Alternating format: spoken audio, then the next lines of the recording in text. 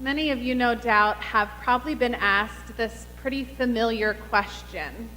If you could have a meal with anyone who is no longer living, who would it be?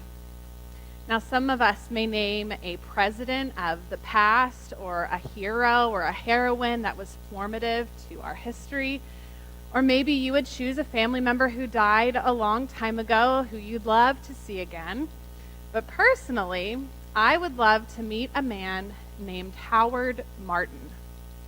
Howard Martin was a longtime member of the church where I interned during seminary in Washington, D.C. And Howard lived to be 103 years old.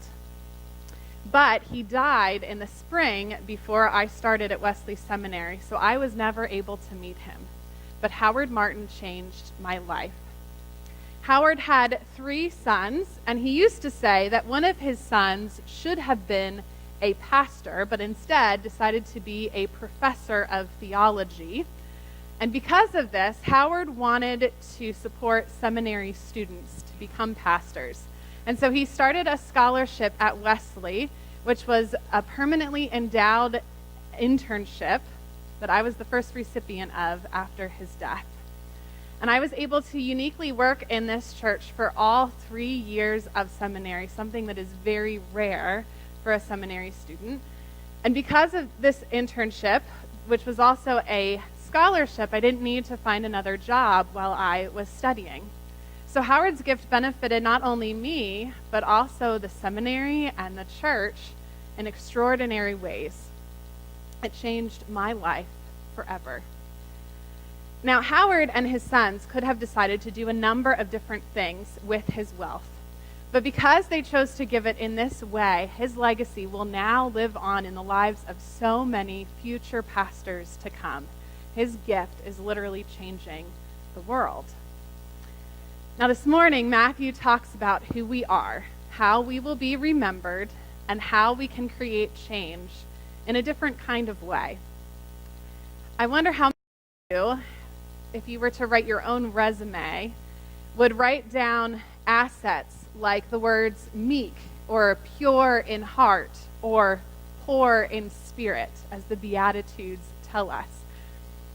This list that was just read a moment ago, the Beatitudes, really outline God's character, facts of life, and the life of God's people. Really, this list is the way that Jesus lived his life. Jesus was poor in spirit, and he dismissed the myth that the more you have, the happier you will be. Jesus mourned and journeyed alongside those who were hurting, and not in a way that lifted himself up, but in a way that was meek and humble. And Jesus sought nothing but righteousness, and he was pure in heart, meaning that he lived his life in harmony with God. He was merciful. He sought to create peace, and he definitely knows the life of someone who is persecuted for seeking all of those things. Jesus is preaching this sermon to empower his followers to live in this way, to take on this way of discipleship. And for the past 6 weeks, we've been talking about the ways that we ourselves can change the world. Each one of us, I believe, has a dream inside of us, something we longed to be when we grew up. Some of us may be living that dream right now, and others of us may be stuck in the old routines of life. Maybe we're longing for something more, but we're not really sure what that more is or how we can find true fulfillment. So I think when that happens, we may turn on our default setting. It can be so tempting to go through life seeking to be comfortable, or seeking to be conforming, or seeking to be complacent. And if that's what you're after, then you should probably tune me out right now. We weren't made to be comfortable or conforming to the ways of this world, or complacent to the needs around us. Jesus says, you are the salt of the earth, and you are the light of the world. He isn't talking about this in past tense. He isn't saying you once were the salt and light of the world, and he isn't talking about it in some future tense, saying do this and this and this, and then you will be the salt of the world and the light of the world. Jesus is using the present tense. You are salt and light now, not in some distant future, but now.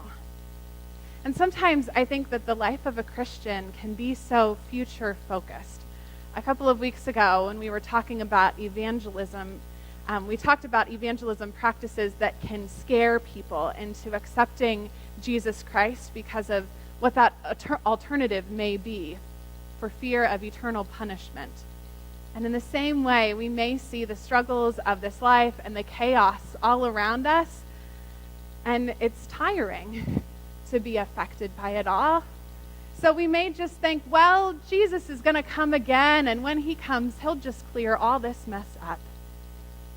Or we may say, I'm secure in my own eternity, so I don't have to worry about the lives of others. But that's the exact opposite of how this life of following Jesus should be lived. We weren't made to just wait around for Jesus to return, or to just sit back and receive abundant life.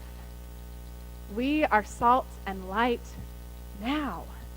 Eternal life starts now. Abundant life starts now.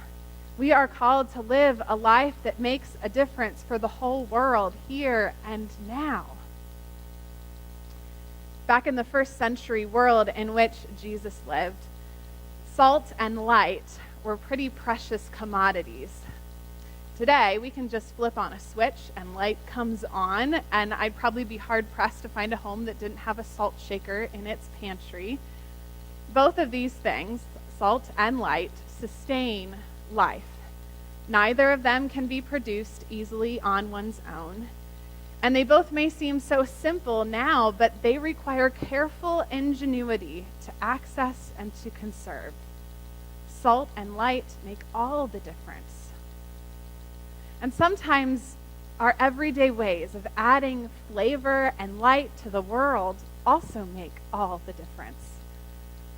I'd like to share with you a clip that Jess Klaus from our praise band found a few weeks ago that is a pretty good example of just how this happens. I invite you to watch.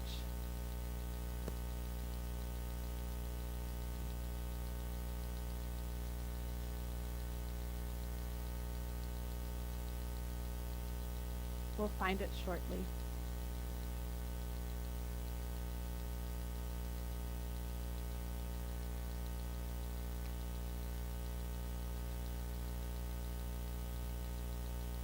Okay, well, I will explain this video to you. You may have seen it on social media, so you all can start looking for it now, and I'll just explain it.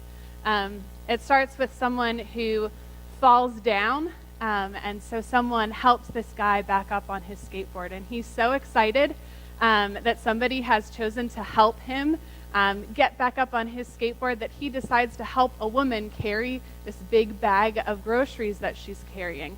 And that woman is so glad that somebody has helped her carry her groceries that she then gets a quarter and helps someone pay the parking meter. And that woman is so excited that someone has helped her pay the parking meter that she then sees someone drop their credit card. And so she picks up the credit card and hands it to the person. And that person is so happy that that person picked up their credit card that they had dropped, that they go ahead and see someone struggling to get out of a doorway and they help them. That person is so happy that they decide to buy a hot dog for someone else who is homeless sitting on the side of the road. That person is so happy that they've been given a hot dog that they then see a person left their cell phone from where they were sitting, and they pick up that cell phone and send it to them. So you all can watch that right now. Thank you. Isn't it wonderful that there is grace when you fail to communicate, that you will use the same illustration in the second service as you did in the first? Thank you all for your patience. You all are the salt of the earth, and you all are the light of the world. Not tomorrow, not someday in the distant future, but now. And when you let your light shine with your own special flavor, it creates a ripple effect, like we see so perfectly in that video. It spreads and creates change. Throughout this series, we've been focusing on the 5 practices that you see up on the screen. And when we commit to those, they help us to be the people and followers that Christ created us to be. And here at Mumsy, we've seen that great ripple effect that these practices have had in our own mission to make disciples of Jesus Christ.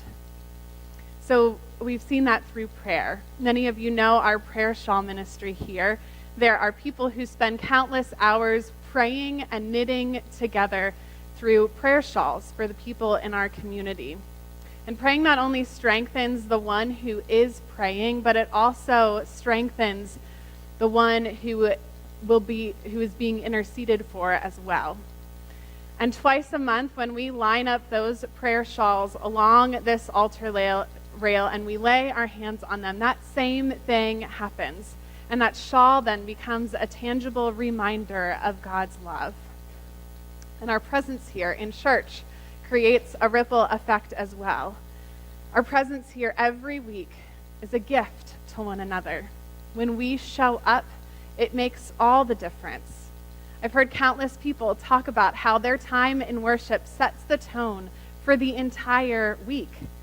And in our life groups, our Sunday school classes, our groups for children and youth, they also set the tone and help to fill us up so that we can go out and let our lights shine. And man, is it wonderful when we let our light shine. What I love most about being a pastor is seeing people use their gifts in the community. You've used them to play with kids, to serve breakfast, to shop with families during Happy Feet, to fill trunks with candy, and to fill shoe boxes with toys, to play a part in a live nativity, and this year especially, to take risks by going and being the church where people are, instead of just expecting people to come to us. And all of that is made possible because of the sacrifices that we make. Sacrificing our time and also our finances. Richie and I sat down this week to work out the commitment on those financial commitment cards that we've invited people to bring today. And it was hard for the first time ever to make this commitment as I stared at the number that we had come up with. Because our lives are going to look a lot different come January when another person is added to our household, which will mean that there will be more expenses for us to make. And as I stared at that number that we were ready to write down on that card, I thought, can we really do this? Is this really going to work out if we make this commitment? But we also know that we're called to trust God with all that we have been given, because it's already belongs to God.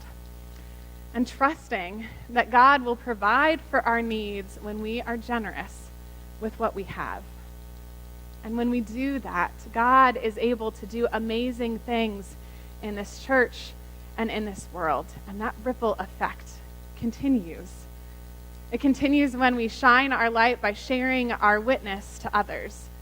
Who knows who may be affected in your life by the simple phrase, "I'm praying for you." Or who knows may be affected when we take the time to listen to others and then to share our own story. So many in this church are here today because they were invited by someone else. I cannot imagine what this place would look like if we had decided to just stay in our shells and hide instead of letting our light shine through simply inviting someone to church or to a life group or to an outreach event. Those invitations have literally grown the family of this church. And so now the invitation is once again in your hands. In a few moments, we're going to gather around this table down in front of me. And we're going to celebrate the love and forgiveness of Jesus Christ that has been poured out for each and every one of us, freely given. And you'll be invited at that time to not only bring forward your offering and your connection card, but also your financial commitment for 2019 and your commitment to time and talent. Both of these things represent ways that we not only commit to the church, but ways that we commit to God and all that God is doing in our midst. Each of us gets to be a beautiful part of it, and it's really exciting. You are the salt of the earth. You are the light of the world. And so I pray that you would find your own unique flavor and let your light shine. Amen.